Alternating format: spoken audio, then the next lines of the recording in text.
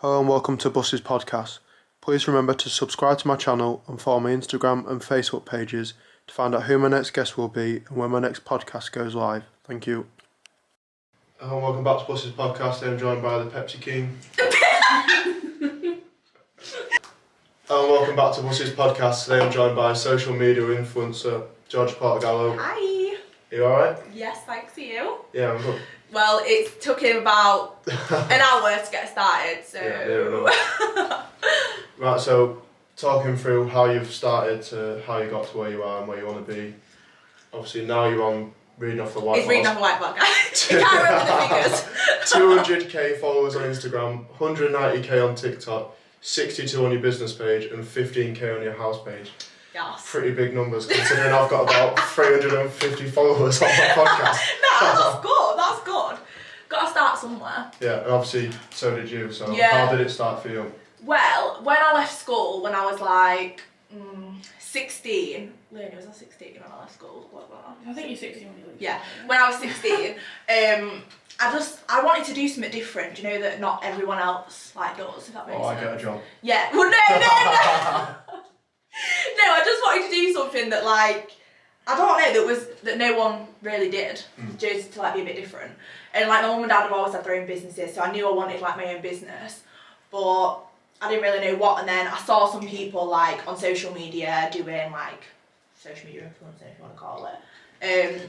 But I knew I wanted to start working with brands and posting pictures, so I just started doing it, not obviously expecting it's going to be a job. And then it just went from there really. So it just started grew. by fancying yourself a little bit. No! Everyone thinks that, but it's not. Everyone just thinks it's taking selfies, but it's not. There's a lot more to it. So. Yeah. But at the start, that's what it was, and then you gained your likes, you gained your followers. Yeah, definitely. I think if it weren't for taking selfies and whatever, I don't think I'd have got had my business or anything like that. So I think it obviously taking selfies has helped. But yeah, I just think everything that I did, posting selfies every day and stuff, that's obviously helped me get to where I am now. So then obviously I did a bit of research, read on the Sun. The Sun. Yeah, started. I like that one. Started it by writing 88 pages on holiday about how to be you. How to be me. How to be an influencer. No, well, everyone was asking me how do you grow your social media? How do you work with brands like you? And I just thought I could make this into a business. So I was right. I was at my nana's in Italy, literally got my notes on my phone, and I was just writing all the steps that I did to grow my followers, work with brands, get paid from brands. And then I started selling the booklet, it's obviously an online booklet. And it literally just went from there. So obviously it started off with 88 pages. Now it's, how many is it? 120 pages, I think now. We're just in the middle of updating it. But we just update it all the time, obviously, with new information and stuff. So yeah, it's grown obviously now, and we do it a lot different. Obviously, I've got Leonie working for me, I've got my HQ. We work more with brands now as well, so it's not just we just work with influencers helping people. We help businesses and stuff as well. So it's a bit of everything, and it is mad what it's grown to. But how many followers did you start with when you? I think in year 11 I hit 10k on my 16th birthday. I remember that. Oh, it was the day after my 16th birthday. Yeah, it is 10k. And then I think, but to be fair, I think I had about 5k before I started taking it serious. So I think I just gained it from, because I used to do freestyle disco dancing, and loads of people knew each other in that industry thing. So everyone followed each other from that. And then obviously when I started taking it seriously, when I hit 10k, and it just went from there, and then it just grew. I think the biggest jump was from 50 to 100k, that dragged a lot. It felt like it was forever, but I think when you hit 100k it goes really quick. Yeah. So when did it start turning into a bigger business rather than just a little online? I'd say January this year was the breakthrough, basically, that's what I call it. But that was obviously lockdown really helped my business, and obviously I'm so grateful for that. But because I know quite a lot of people were struggling through COVID and stuff, but I think if it weren't for COVID, I don't think I'd have this place at all. Obviously because everyone was at home, everyone was wanting to do something online, try some new stuff. I think loads of people were just on social media, so people were wanting to do it and stuff. So yeah, I think that's what really helped it grow. But then obviously since we've got this place now, we offer like photo shoots and everything, so I think that's helped it as well. Yeah. So obviously in COVID there was loads of different political movements and stuff like BLM and whatever else, and obviously you used that, well not used it, but you did use it to be more diverse within your company. Yeah, I always wanted to make sure that my company was diverse and that everyone can know, no matter who they are, you can be successful. Because I've got messages all the time. We still do, don't we, people asking like about everything. Sorry, do you want me to speak? Yeah, do you want me to speak? You can say what you want. Yeah, because like... You probably should have said she's behind the camera, it's not just the camera talking. Oh yeah, shall I? What shall I say? Well, just say she's behind the camera. We said What it now. Okay. No, but like, I wanted to make sure people knew, because people message us all the time, literally saying like, oh, I'm pregnant, can I still do social media influencing? Or I'm from America, can I still do it? And I wanted everyone to know that no matter your age or anything, because I started it when I was 16, so that's like young. So like no matter how old you are, like where you're from, how many followers you've got, like whatever size you are, you can literally do it. Because as well, like, it's, I don't know how to explain it. Wait, let me think. Wait. Nah, fuck that last bit. I'm not going to say anything else on that. Yeah, that's it. I don't know what else to say. So then, how did you use diversity in your campaign? So we did it on TikTok, so I posted a TikTok video saying, use this sound. So obviously I used the sound of me saying, I'm doing a photo shoot, like if you want to be involved you can enter this way. And they asked to basically upload a video on TikTok using the sound, so obviously I could see everyone's applications. And then I just went through all the videos, but it like blew up on TikTok. It like got, I think it was like 500, no, it got the hashtag, because I created a hashtag for it as well, and I think that's got like 3 million views on the hashtag. So obviously a lot of people uploaded videos onto it to obviously generate them views. But obviously there was so many people to choose from, and then I chose 10 winners. The photo shoot was in London in June, was it, Leonie? June, the photo shoot? Was that just random? Yeah, I'd literally just, well, I watched every video. I think to this day I watched every video, because 3 million videos. No, I want 3 million videos, 3 million views in total, but I think there was a good few thousand videos, but every time I got tagged in one, I watched it. I probably did maybe miss a couple, obviously. It is a bit impossible, but I watched as many as I could, obviously whittled it down, chose the winners, and we're going to do it again next year as well, so we're going to obviously do the opportunity again. But I think some feedback we had was, quite a lot of people were saying that you chose people with high followers, but I didn't even look at the followers. I just literally said they'd be perfect to promote my brand, so maybe this year I might take followers into consideration a bit more, and obviously if people wanted me to choose people with less followers, then I'll probably take that into consideration and try to do that. But I just tried to make it fair. I wanted it to be a fair campaign, and it did do really well. It did definitely do well, and the photos were amazing that we got. So with saying that, did people give you quite a bit of stick?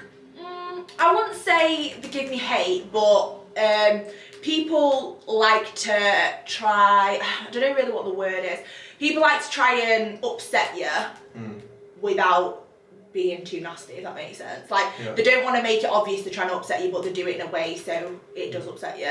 But I've got like my filters on my comments, so if people comment something nasty, like, I won't even see it. And I know there's a few like websites and things where people give hate, and I just say to like all my friends and to anybody who sends me, I'm just like, I don't want to see it, because if I don't know about it, then it's not going to upset me. But no, I wouldn't say I get a lot of hate. I think it's because I try and make my page positive, and I'm always like, I always say like my DMs are open if anyone wants to speak to me and stuff, and because I want people to, on social media, to actually know my personality and not just think, oh, she's stuck up, she takes selfies, because I'm literally like the opposite. I'm not like that. To be fair, I thought you was going to be a knob. Literally. No, thing is that like, everyone says it's all that. Every single person I meet is like, oh, you're going to be stuck up. Well, like, I was scared to meet you. I'm scared to meet you. I think you're a bitch, but I'm literally most laid back person. Like, I literally don't care. Like, I'd be friends with anybody.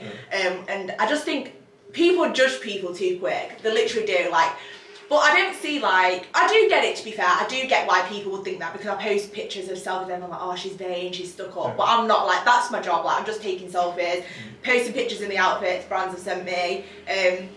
But yeah, I think when people actually do get to know me, hopefully they think I'm not I'm not stuck up. You did get pretty serious at one point when you getting death threats. Yeah. Instagram. Really bad. At one point I was getting, it was in lockdown actually, so clearly someone didn't have anything good to, like, they were clearly bored in lockdown, but they were creating like hate pages on Instagram called like, I hate Georgia, like Georgia's gonna die, like horrendous stuff, and I was just like, what? But that actually really upset me. Like I ended up going to the police about it because they were sending death threats saying they're gonna kill my family and everything. So that's too far. That's when it like really annoys me.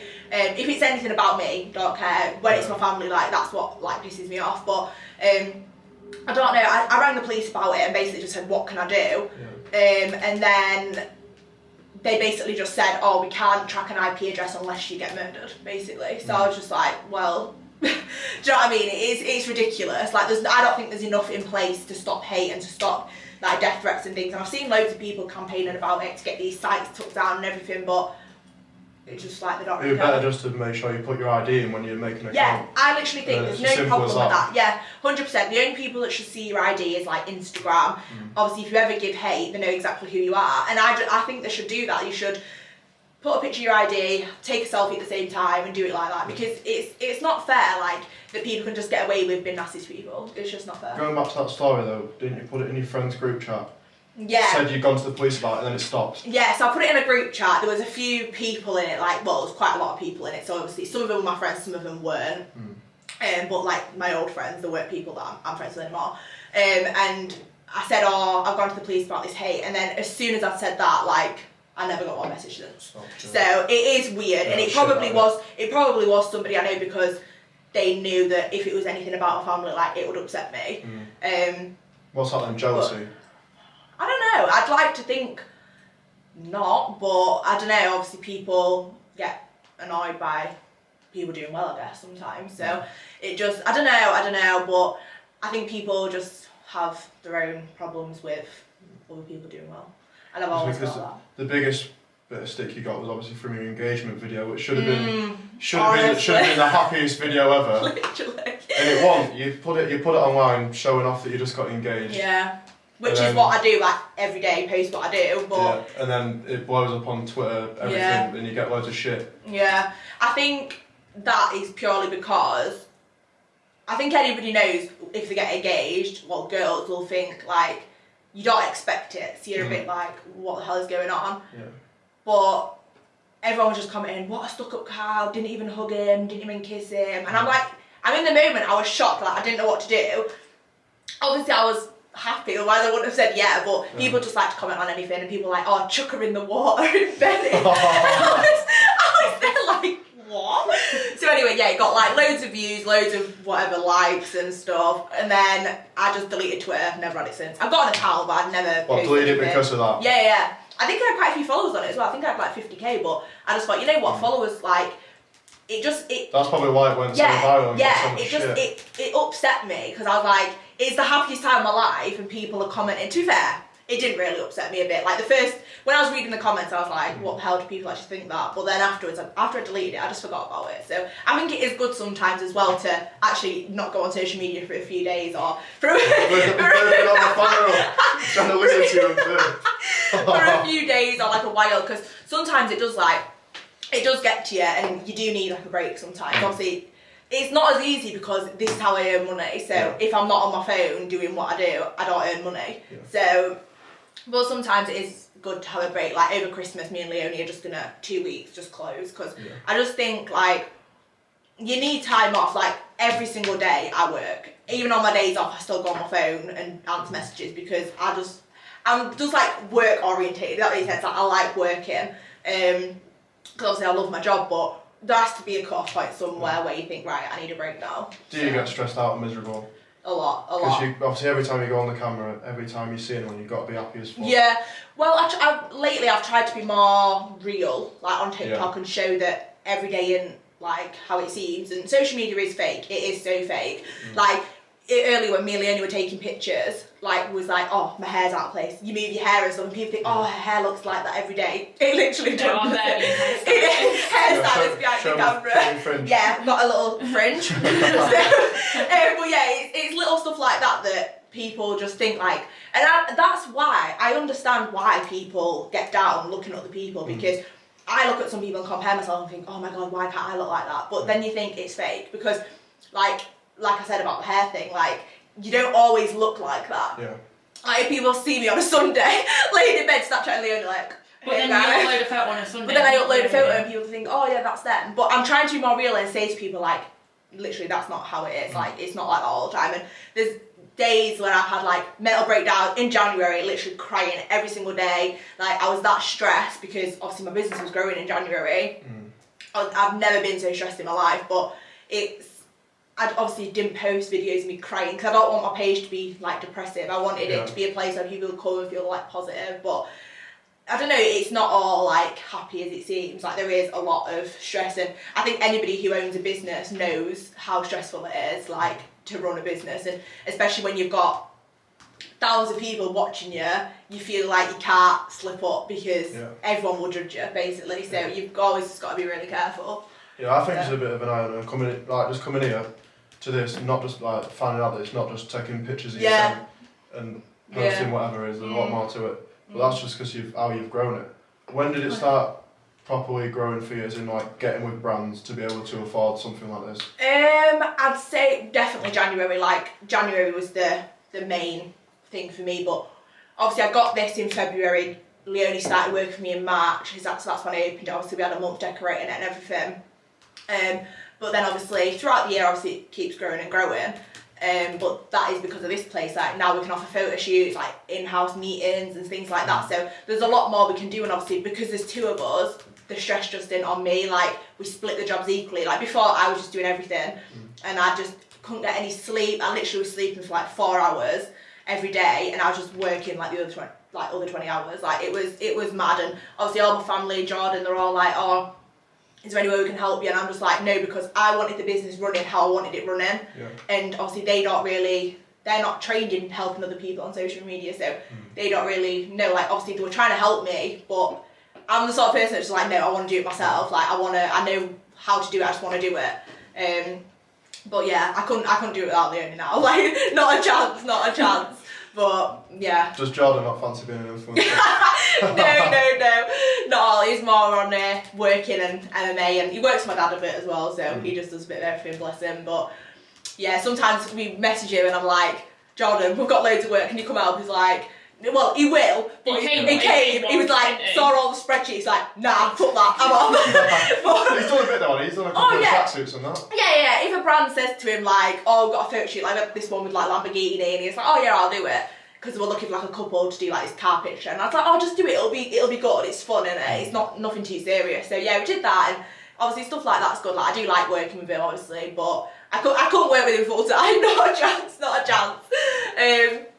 But yeah, it is good. He loves doing what he does, and I love doing what I do. So yeah. We'll work on the steroids. Is he sure? He loves it. He does love it. He's got like a good job there, and obviously on his days off, I think he likes it so much because he does 4 on 4 off. So he's not there 24/7.